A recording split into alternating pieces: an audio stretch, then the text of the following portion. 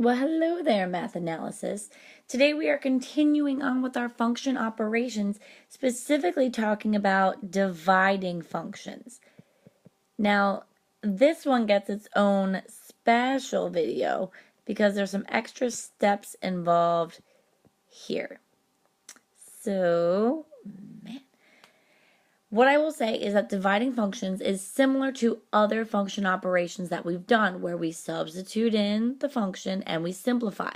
The only extra step is that we have to identify the domain restrictions.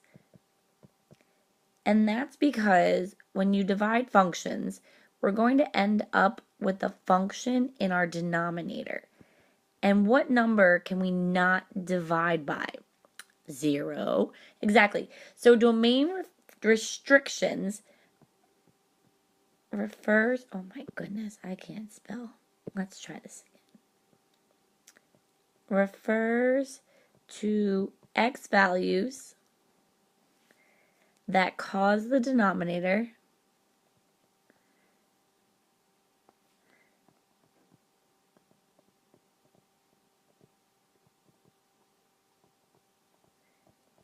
to be 0 and results in a domain error. We can't have that. We don't want any errors. All right, so that's what domain restrictions are. Let's get into some examples.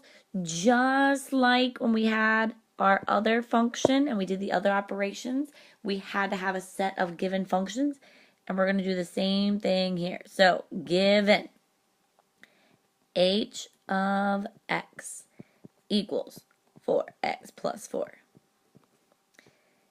E of x equals 2x.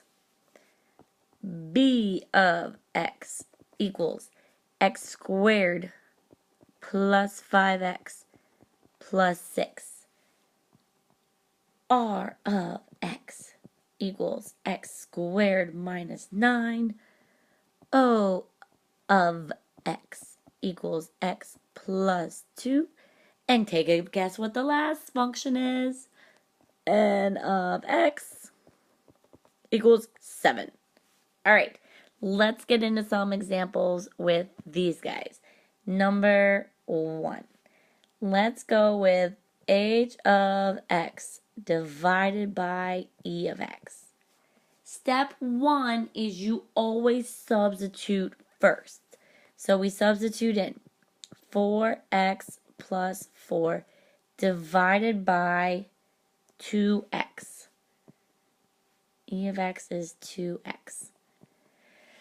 Before you simplify, you can't do anything until you find the domain restrictions first. Must find the domain restrictions before you simplify. All right. So in this case, where are our domain restrictions? Well, what makes the denominator equal 0? If you're having trouble mentally, then come off to the side and say, okay, 2x cannot equal 0. How do I solve for x? Divide by 2. 0 divided by 2 is still 0. So x cannot equal 0. Now, how can you simplify?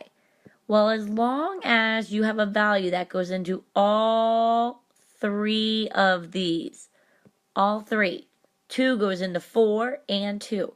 So we divide everything through by 2, and we have our domain restriction, and then all of that right there makes our final answer.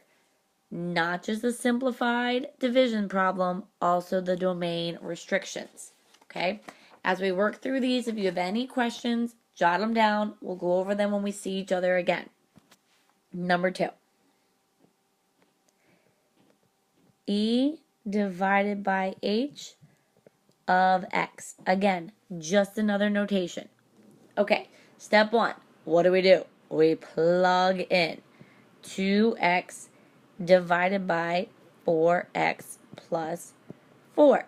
It's just the opposite of what we did in number 1, or the reciprocal, rather. So, in this case, what makes the denominator equal 0? Because that can't happen. That means 4x cannot equal negative 4, or x cannot equal negative 1.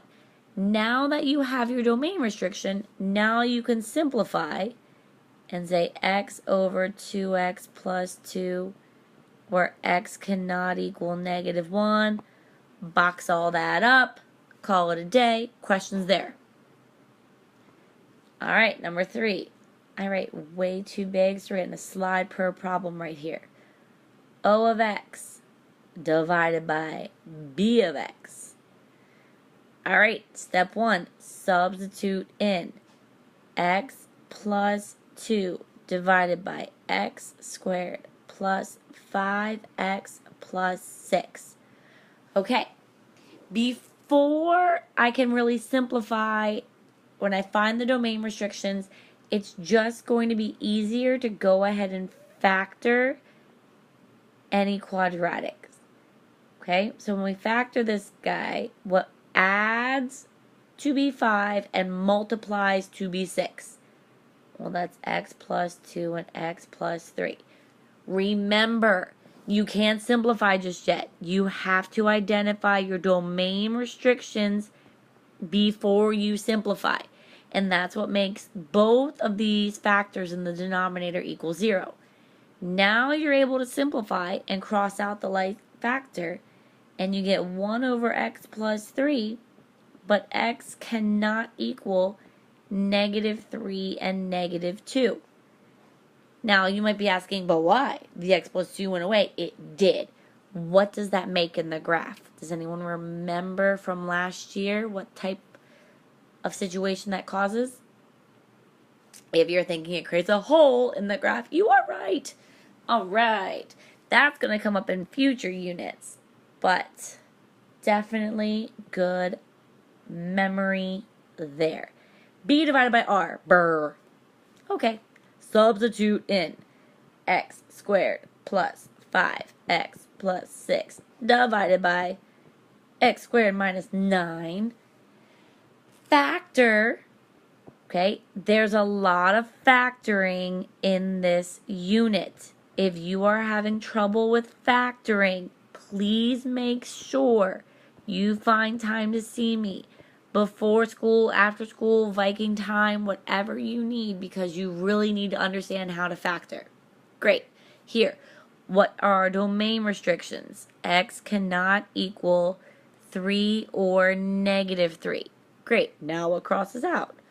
X plus 3, final answer, x plus 2 over x minus 3, where x cannot equal 3 or negative 3. All right, your turn. You're going to do numbers 5, which will do b divided by o, and then we'll do number 6, and we'll do n of x divided by e of x. All right, go ahead and pause this video, try these 2 problems, come back and check your answer. All right, for b divided by o, x squared plus 5x plus 6 over x plus 2. We know that that numerator factors to be x plus 3, x plus 2 over x plus 2. We have a domain restriction where x cannot equal negative 2. Even though it crosses out and we're left with a linear expression that's not a fraction, it still has a domain restriction.